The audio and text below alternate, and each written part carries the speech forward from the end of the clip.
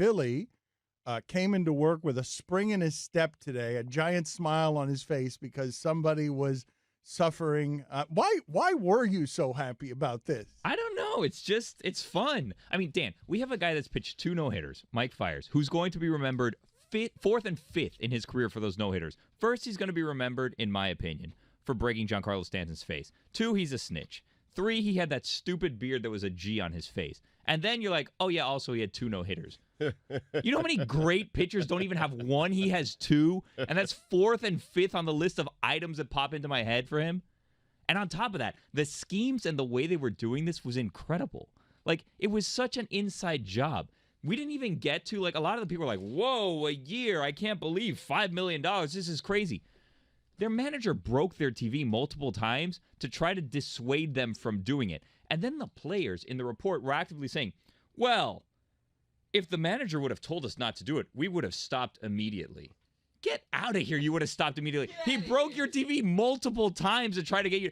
Him just saying, hey, you know what? Maybe don't do that. Oh, AJ Hinch has spoken. We fully respect him. We're not going to do this anymore. Forget the fact that he's constantly breaking things.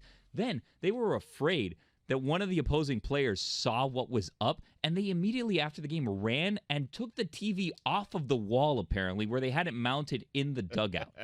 And then for the playoffs, they said, you know what? We don't really want to give up on this yet. Let's have a portable TV that we move back and forth so we can have it there for the game, but not there when people are around and see what's up. I mean, this is incredible what was going on. Seems like amateur hour. Does it? I mean, they won a World Series. They got away with it.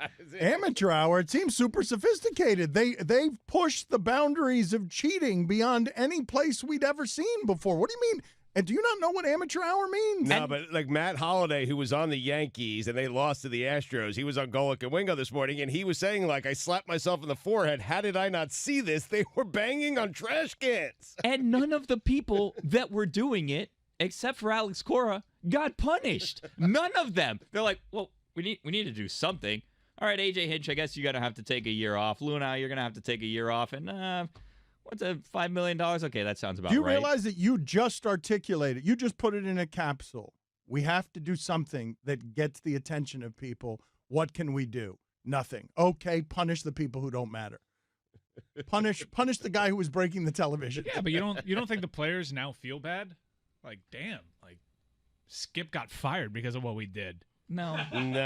I think they're fine. AJ Hinch going to be fine. Lunau going to be fine. Players are fine. They still won the World Series. Skip's going to be fine. Stugotz is immune to any kind of shame, so he thinks that when others feel shame, it doesn't matter. The excuse that, like, they didn't know that this was wrong and they would have stopped if the manager would have said, hey, maybe stop, is so absurd. Like, how can anyone buy that the players would have just, hey, you know what? AJ said stop. I guess I'm going to stop. No. Did you have any other favorite parts of the 10-page report? Again, Jeff Passan's going to join us here in 10 minutes to talk more about this because it is not often that we get a legitimate – these are rare. The legitimate cheating scandals that get your attention are really rare. And the next one, I think, includes Apple Watches. So, like, what details are we going to get from the Red Sox? The Red Sox already got in trouble the year before in 2017, and the commissioner was like, hey, like, don't use Apple Watches. I think the Astros had, like, secret cell phones. And then they were using – we didn't even talk about this yet. They were using the replay review phone to just straight up call the replay booth and be like, hey, what was the sign? What's the thing? Like, no one looked and was like, why is Alex Cora on the replay phone the entire game? Like, who is he talking to?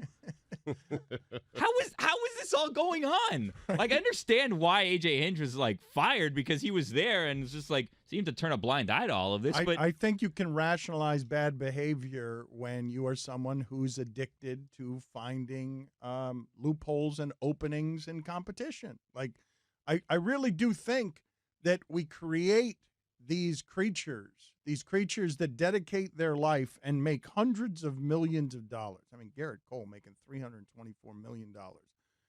They dedicate their life to sculpting the craft of how do I beat the next guy so that I can make my money? What do I have to do? What do I have to study? What do I have to do? And it just gets real easy to blur the lines and rationalize to yourself bad behavior as your manager is destroying the television because you're like, no, I'm addicted to the advantage this gives me. Do you know how much easier baseball is when I know everything that's coming? Well, the best part is that they said they stopped doing the garbage can thing because they weren't sure how much of an advantage it actually gave them. So they were so addicted to cheating, they didn't actually know if this is helping them or not. But they're just going to keep doing it, and they're going to be moving TVs and mounting TVs and taking off TVs and having secret cell phones and using replay phones.